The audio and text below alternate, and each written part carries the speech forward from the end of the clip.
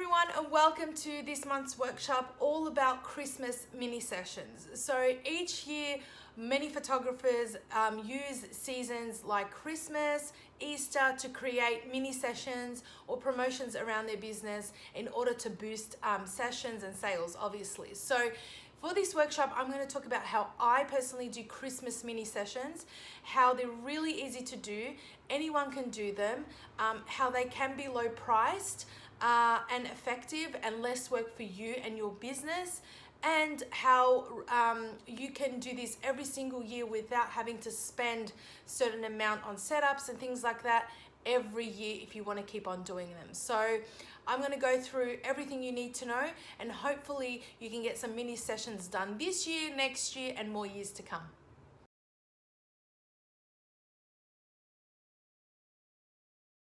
So now we're going to talk about styling and setup. So it's really important to stay under budget, not go over budget, because remember, you're charging not what you usually charge for a normal session, because these are very short time limited sessions.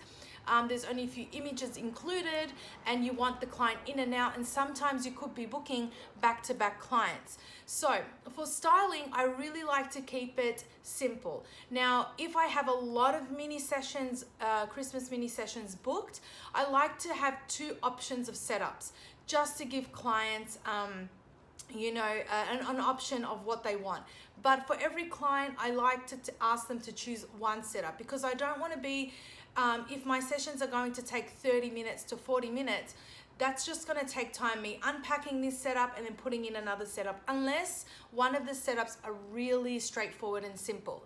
So I get them to choose one style of setup they like. And remember, in the marketing process, I would have shown them previously of how it's going to look. So I would have gotten a model or an image from my last year's session, if it's going to be the same this year, and I would have showcased them so they know what their sort of look of the images is going to be for their children. So one of the setups currently at the time of this recording is this backdrop. So this is a really cheap vinyl backdrop. I can't even remember where I got it from, somewhere off eBay. And this was one of my options for this year's Christmas mini sessions. As you can see, it's so real-like, and in the images, it looks so real, and I absolutely love it. And all I've gotten is some tinsel, kept it nice and simple. I have some outfits and hats from all the years that I've done Christmas sessions. I've also got some, decorations as well, and my two favorite deers as well behind me there that I use every single year. So we have this, and with this setup, I also have the Santa sleigh, which you will see, and that's pretty it for one setup. The second setup I have is just with a Christmas, just a simple Christmas, decoration on the wall, and with a red flocati or rug that I have as well, and that's pretty it. So a lot of people like to go in real depth, as in they take their time and effort with decorations. It really does come back and depends on your style as well.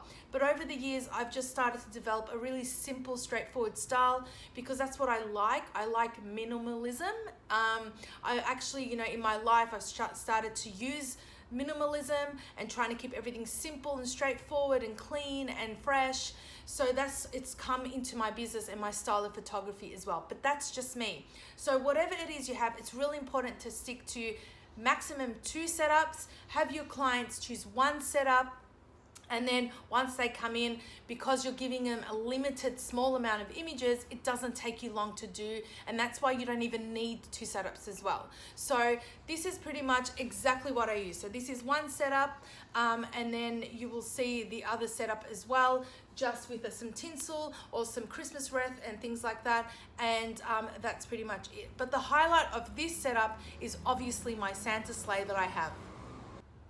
Now also, for this setup, you'll see some time lapse of me actually photographing the baby and how the images in the end look like, so you get an idea as well of what this type of setup would look like. So if you can get just a simple backdrop, reuse it every year, I know you'll pay for it upfront the first year, but something like that you will reuse every year. Like my Santa sleigh, I was actually thinking of letting it go, but I'm using it every year because it's popular with my clients. And I think that's one of the reasons clients do book with me their mini sessions. So, and things like hats. I've even got a hat to, get the little clients into festive mode, and so maybe they might wear the hat as well. So it's really important to have these all up. Another thing for outfits, I don't really go much into outfits. I always tell clients, bring something red or something Christmassy, but I like to keep the young ones, if it's a girl, I'll just put a wrap around them. I have cute white or red dresses, like onesies. I have these like nappy pants for boys. We have the long cute Christmas hats. I've also got like the reindeer ears. So if you all buy those, at your local stores, because it's Christmas and everyone's celebrating, you'll find so much. Just keep them to reuse them over and over. That's all you pretty much need, and you're good to go.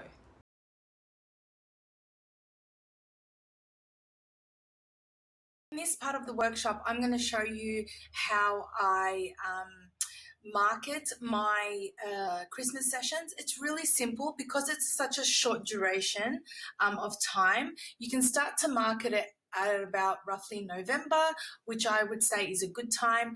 Mid-November is good as well, going through December. So I usually like to stop the sessions, like finish off my sessions, deliver them and everything else at about 15th of December. You can do it sooner as well. So you might still get those last minute session bookings as well. So I'm going to show you how I market them. First of all, obviously you've got to create a graphic. A good website, if you don't want to go through Photoshop and create graphics, is called canva.com.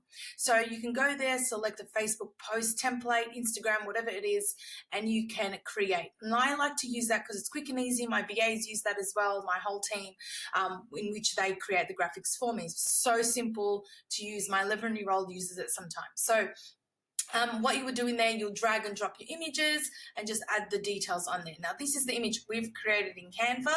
Obviously, on here, it doesn't, you can't see it all, but that's pretty much, we have the Christmas sessions, details, and we use that for the Facebook post, Instagram, and when we send the clients on the email list, we actually add that image into the email itself.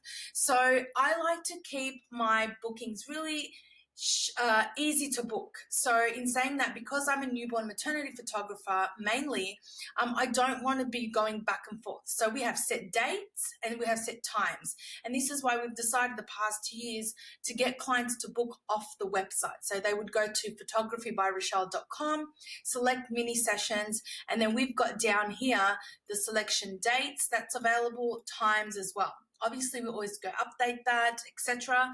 And then they just hit how many sessions and they book. It's got all the details down here about what's included, some information, also if they want to purchase them as gifts and gift vouchers or gifts as sessions to anyone else for Christmas. We've got some information there. It's also a good idea to put some terms and conditions, like these are only for weekday sessions on those particular times. If you require anything else, please contact us. I do other days and that, but I have to check my availability, or I might charge them more if it's a weekend session. So depending on your business. So that's pretty much how I market it. So I would post this to Facebook, I would post this to Instagram, I would definitely send my previous clients and on my email list that information as well, and make it as easy as possible. Now, if you don't have a website, you can still use a form like Google Form, Jot Form, and it's like a page where they fill out their details and they can even add a payment on there. So if you use Jot Form, so if you go to jotform.com, you can add all these details and, link your PayPal, your credit card details to there. So once they select book, they can actually pay you. And another thing I want to mention is I do get payment up front. So the $200 goes paid upfront, so that way I know it's a one fee on my end, a merchant fee, and that's pretty much it. Because if I'm going to get a deposit and then later on I don't take any cash in my studio, so it really depends what you do. But instead of paying 2 fees for me for my merchant facility, I like to take the session, the payment upfront, and that's exactly what I do. So we've got them under bookings and packages, my Christmas sessions. Now, when I post on my Facebook page, I like to actually put the link of this, the URL link on my website, so they can click directly to it rather than just flicking through my website trying to find how to book a Christmas session. Okay, so on my Facebook page, you can see here, this is pretty much what it looks like. Now, when you add the image, Facebook will ask you, do you want to add a send message button? That's a good idea as well. So make sure you select that, put all the details, put how many spots are left, put the URL, and just put a message button. You don't have to, but it's an option. So if they click on the image, they can actually go through their messenger and they can contact you to book through there or ask you any questions. You can always boost it. I don't recommend it. I recommend, if you want to do that, go through your ads manager. So refer back to the Facebook ads workshop and learn how to do a particular ad and run it for that short period of time, say for 2 weeks or 3 weeks. But every few days, we actually repost the same thing. So we don't share it again. We actually repost the Christmas information session every 2 or 3 days up until we fill out bookings and things like that. So just to remind clients that they can book, that Christmas sessions are open, because if you post it once, a few people might see it and then other people don't know about it. People don't check their email. So it's a good idea to make it a habit to post it every 2 or 3 days. So that's pretty much really simple. These are like a short period of time promotion, so you don't need a huge marketing plan in place. But if you have any questions about marketing, do let us know.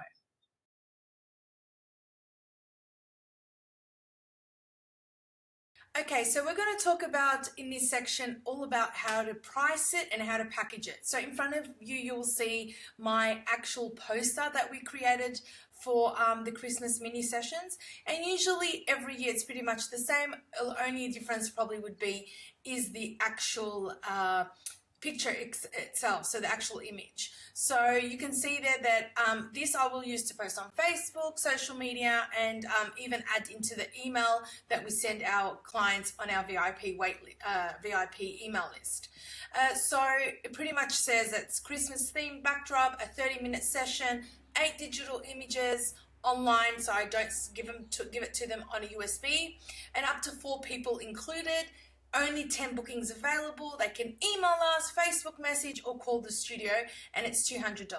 Simple, easy, straightforward, and that's the most important information that you can give them. Don't overwhelm them, because some people might save it onto their phone, this image, if they see it on Facebook. They don't want to, maybe don't have the time to message you or call you or email you, but they have all that information there. So that's one way to do it. Now, I want to go over all those details that I've mentioned there in more detail. So first of all, you need to think about keeping the costs of props to a minimum, especially if this is the first year you do Christmas mini sessions. Try and keep costs as low as possible. So obviously during Christmas time, all the stores around you are selling Christmas decorations and things like that. Try and get a few things where you can reuse year after year, so that's really important. So you might pay a little bit up front the first year if it's new to you, but at least the things that you buy can be reused in the years to come. The second thing I want to mention is set a time frame of the actual session so people know what to expect, especially these Christmas mini sessions. Since you have a setup all ready to go, you can book 3-4 clients a day if you really wanted to. And if it's about 30 minutes, I give a client 30 minutes, I take a break 30 minutes, then I book the next client in the next 30 minutes. So I always have usually 2 or 3 sessions back to back. So keep a time frame and put rules in place. So if they do book you and they go on the website, as you saw in the marketing, how I have it on the website, put those information there. So like your terms and conditions. For instance, put 30 minutes session. We book back-to-back clients. If you are late, you lose that time that you are late. That comes off your time of your session. So mention these terms and conditions really in dot points, straightforward, so they understand it.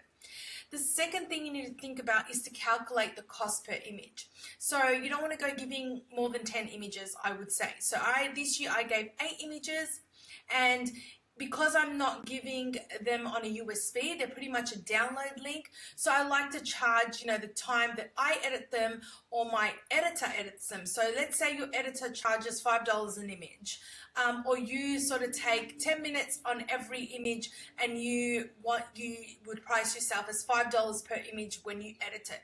So you got to calculate that cost, because remember, time is money, whether you're editing it or your editor. So make sure you calculate the cost as well, so you know what profit you're making, because that's really important. The other thing you need to think about is the cost of products. Like if you're giving a USB, which I suggest you don't, only because you want to keep your cost of goods really, really low, from 0 to nothing. We'll talk about that in a moment. So think about any prints you're giving. So this year, I didn't give out any prints, so you would have gotten just images from me. So there's no cost for me involved, literally only the time that my editor spends. So whatever she charges me per image, that's how much I would have spent my cost of goods. I can even edit them myself. They literally do not take a few seconds per image, because if you shoot right at a camera, there's not a lot of editing. The setup's nicely done. You really don't need time to edit them as much. Another thing is to specify the amount of persons that are, people that are in the session. So I like to put not more than 4. And another good idea is to state how much it costs if they want to include more people. So a lot of people like to bring in the grandparents, cousins. Just put per person how much you would charge. And another thing is you can specify the dates. This is a good thing, as I mentioned before. So you can put from November 8 to November 10. I know a lot of photographers put only a weekend. They do all their Christmas mini sessions. So the weekend of the 14th or 15th, let's just say that's a weekend, that's when you're going to shoot your mini sessions. And also specify the times that are available. Like I said, if you're doing 30-minute blocks, then tell them when times are available so they can select them, book them, whether on your website or, via email talking to you. And the last thing is make it as profitable as possible, because remember, you're charging really low for these sessions. Like I'm charging more than 50% of what I would normally charge for a mini session, and mine are $200. So I'm pretty much making, if I edit them, I'm making full profit of $200 per session. So try and keep it at 0, a maximum, really max 50. And I would say 50 would be your cost if this is your first time and you're going out and sourcing props, but hopefully next time and the year after you won't be you'll be making a full profit out of your Christmas mini sessions, because I really think that's how it should be. So this is pretty much simple, straightforward, and things to think about when you are pricing or packaging your Christmas sessions.